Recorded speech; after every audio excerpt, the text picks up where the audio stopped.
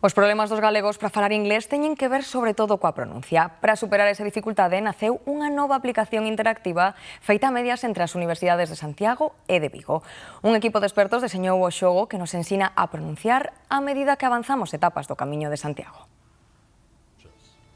Non estamos moi certos de que Isandway, esta nova app, aprobase a pronuncia que temos do seu nome. O positivo é que a ferramenta permítenos ir practicando e mellorando conforme imos avanzando nas etapas do camiño.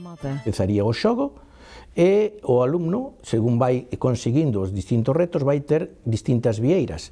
En vez de medallas, ten vieiras. Seguindo un método que nos fixemos aquí de corte contrastivo e contrastando, pois, tomando como referencia as linguas maternas, o galego e o español.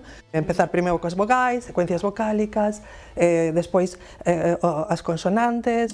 A miña participación consistiu nun labor de asesoramento para incluir unha serie de personaxes. Persoaxes e acentos, como pode ser o americano estándar, o australiano, o canadiense, o irlandés, West Country English, Yorkshire English, o irlandés. Cada etapa, en cada parada, o lugar ou pobo que corresponda, pois que tamén se poida acceder á historia dentro do Camiño de Santiago dese lugar ou dese pobo. Hoxe os autores presentaron a app a que se accede desde o QR deste libro dispoñible nos lugares que indica o Servizo de Publicacións da Universidade de Vigo. Está pensada para estudantes universitarios e de bacharelato, pero xa está próxima a publicarse outra app para alumnos máis novos.